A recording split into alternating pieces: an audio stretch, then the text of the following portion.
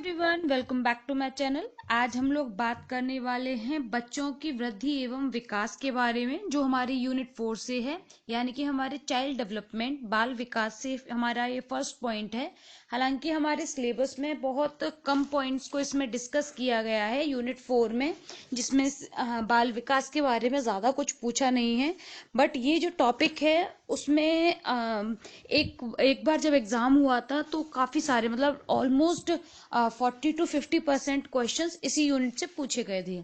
बाकी हमेशा क्वेश्चंस जो हैं वो कम ही आते हैं, तो क्योंकि कहीं ऐसा ना हो कि आगे इस तरीके से क्वेश्चन पूछ लिए जाएं, हम उसको ध्यान में रखकर अपने सारे ही पॉइंट्स को क्लियर करते हुए चल रहे हैं। इसमें हमसे सिर्फ 4 पॉइंट्स के बारे में डिस्कस किया गया है सिलेबस में, जैसे कि बच्चों की वृद्धि एवं विकास, बच्चों की मृत्यु एवं रुग्णता, विद्यालय स्वास्थ्य, विवाह एवं परिवार।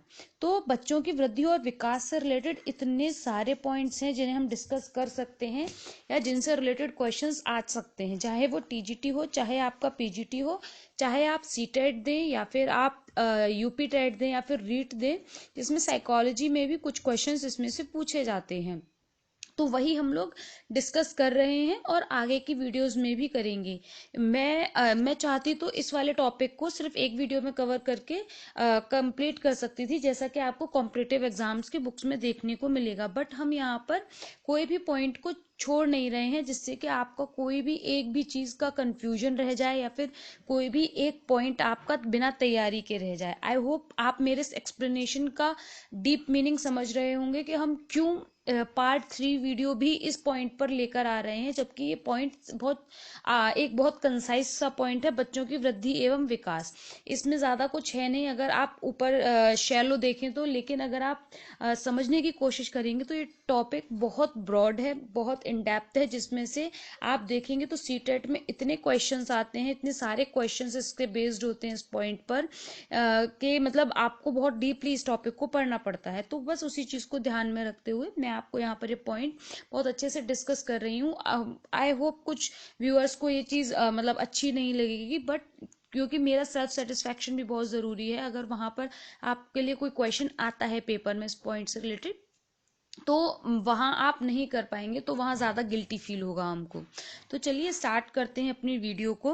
बस मेरा एक्सप्लेनेशन देने का यही मोटिव था कि आपको पता चले कि हम कोई भी पॉइंट पढ़ रहे हैं तो उसकी क्या इंपॉर्टेंस है और हमें क्यों पढ़ना है उसको। कुछ स्टूडेंट्स ने, क्योंकि मास्टर्स अगर होम साइंस से किया होगा तो उन्होंने फूड न्यूट्रिशन से किया हो सकता है एक्सटेंशन से किया हो सकता है होम मैनेजमेंट से किया हो, सीडी या फिर एचडी से ना किया हो, तो उनको ये चीज़ें कम समझ में आती होंगी, इसीलिए हम इसको यहाँ एक्सप्लेन कर रहे हैं।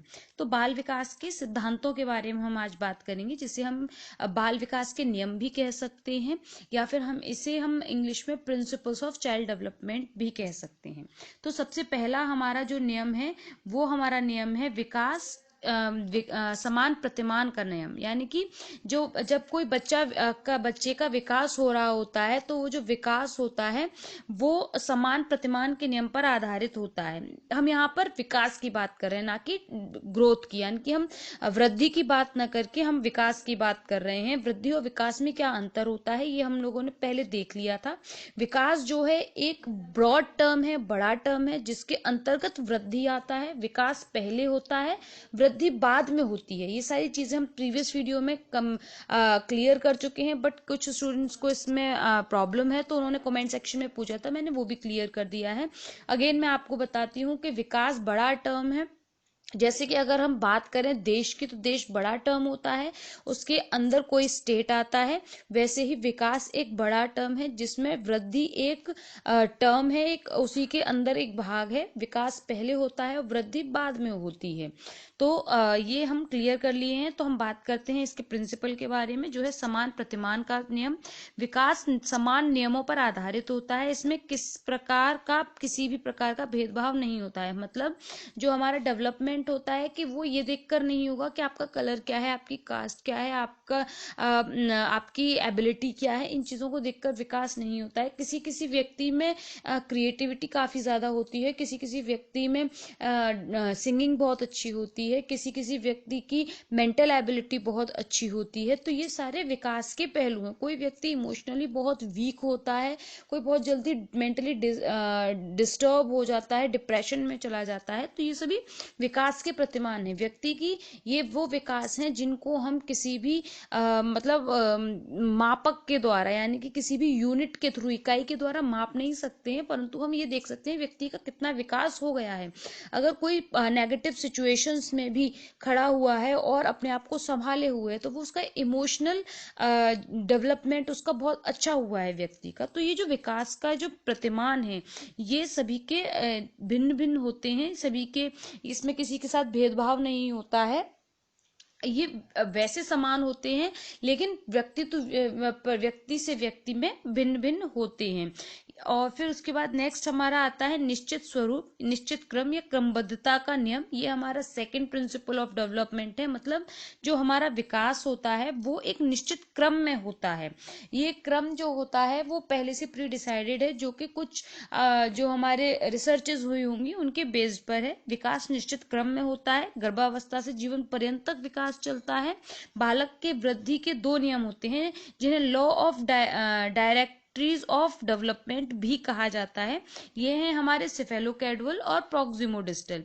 हिंदी में कहें तो मस्तबोधमुखी क्रम नियम और वर्तुलाकार क्रम नियम। यानी कि हमारे जो विकास है वो बेसिकली दो जो क्रम होते हैं या फिर जो स्वरूप होते हैं उनको फॉलो करता है, सिफेलोकैडवल या फिर प्रॉक्सिमोडिस्टल। जो सिफेलोकैडवल होता है यानी कि मस्तबोधमुखी क्रम, इसमें जो विकास होता है वो सिर से धड़ की तरफ होता है, यानी कि इस तरीके से आपका विकास होता है।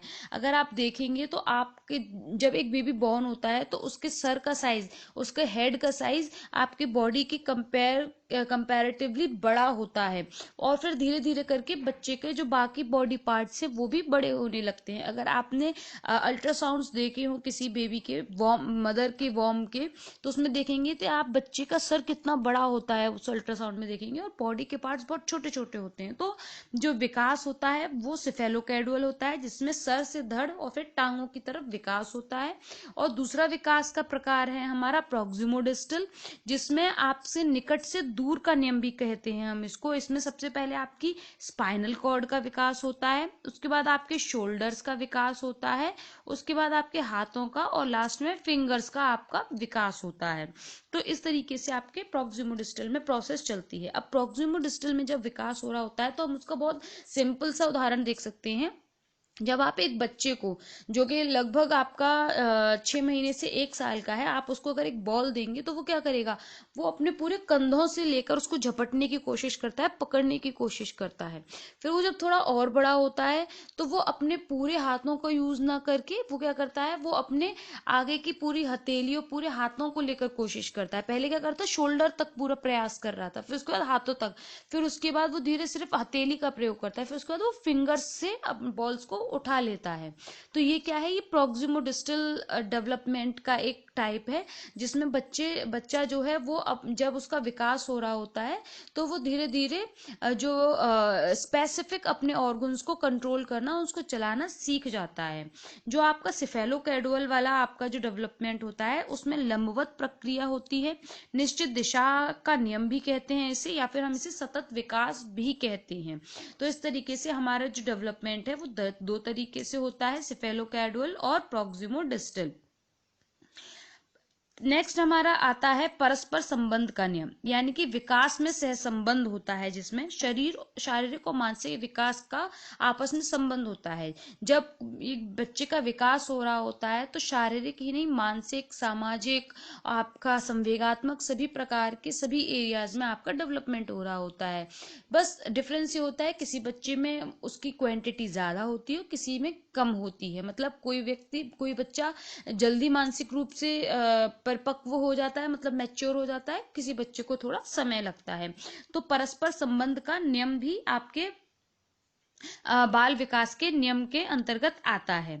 फिर आता है सामान्य से विशिष्ट क्रियाओं का नियम। सामान्य से विशिष्ट क्रियाओं का मतलब है कि बच्चा पहले तो जो कॉमन चीजें हैं वो करना सीखता है, फिर उसके बाद वो अपना टारगेट ओरिएंटेड वर्क को करना सीख जाता है। जैसे कि मैंने अभी बॉल पकड़ने का आपको एग्जांपल दिया था, उसी तरीके से बच्चा सबसे पहले पीठ से लेटा हुआ होता है, उसको वही लेटना आता है। फिर उसके बाद क्या करता है कि वो थोड़ा सा अपनी करवट बदलना सीखता है, मतलब वो एक साइड से भी होना सीख जाता है।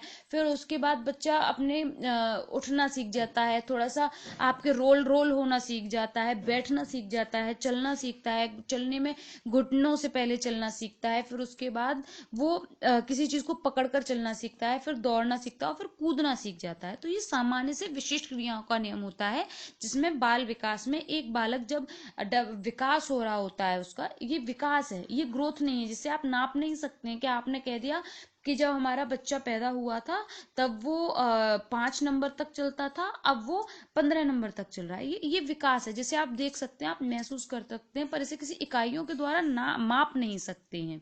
तो इस तरीके से एक बच्चा लेटे हुए की अवस्था से वो कैसे दौड़ना, कूदना, भागना और चलना सीखता है, ये आपका सामान्य से विशिष्ट क्रियाओं का नियम कहलाता है। फिर आता है आपका व्यक्तिगत भिन्नता का नियम। मतलब हर बच्चा, हर बालक अपने एक दूसरे बालक से भिन्न होता है, चाहे वो आपके फर्स्ट कजन्स हो, चाहे रियल ब्रदर्स हो, चाहे वो आपके नेबरहुड में हो, चाहे आपके स्कूल में हो, हर बच्चा एक दूसरे से भिन्न होता है।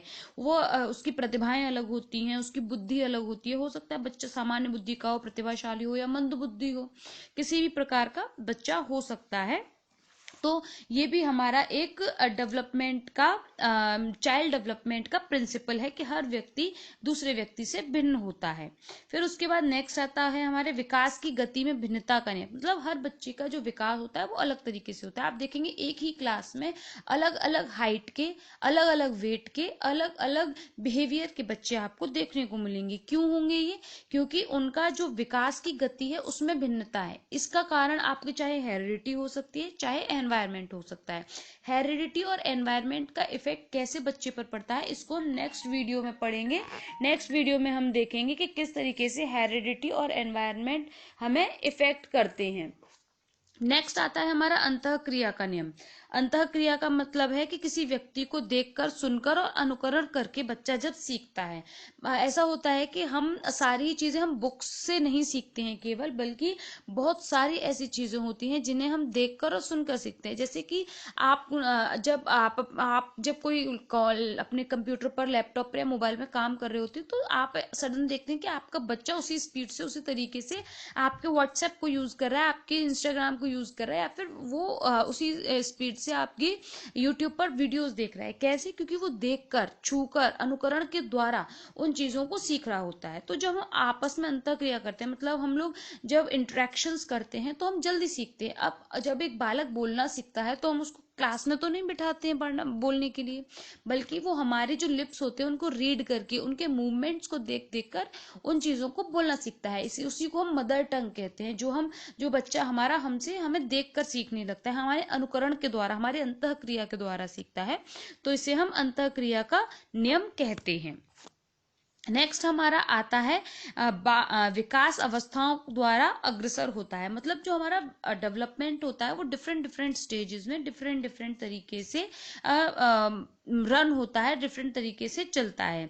तो ये हमारा डिफरेंट स्टेजेस में अलग अलग तरीके से होता है। जैसे कि विकास सबसे पहले स्टार्ट होता है आपका प्रीनेटल पीरियड में। प्रीनेटल पीरियड मतलब जब एक ओवम ओवम स्टेज में होता है, जब आपका स्पर्म और जो आपका एग होता है वो जब इन्फ्यूज होते हैं, और जब उनका क्रोमोसोम्स का मल्टीप्लिकेशन शुरू होता है, तब से वहां से लेकर आपकी एजिंग तक डिफरेंट स्टेजेस में आपका विकास भिन्न भिन्न तरीके से होता है। जैसे कि प्रीनेटल स्टेज में आपका ovum, embryo stage, fetus stage होती हैं। इन्फेंसी पीरियड में आपका बर्थ टू 2 मंथ को काउंट किया जाता है। बेबीहुड में आपको 2 मंथ से 2 ईयर तक का पीरियड काउंट किया जाता है। चाइल्डहुड पीरियड में 3 ईयर टू 12 ईयर्स का जो आपका टाइम पीरियड है वो काउंट होता है। प्यूबर्टल स्टेज आती है, फिर 12 से 20 साल आती है। एडल्ट स्टेज आती है 21 से 40 साल, और फिर उसके बाद आपकी एजिंग शुरू हो जाती है।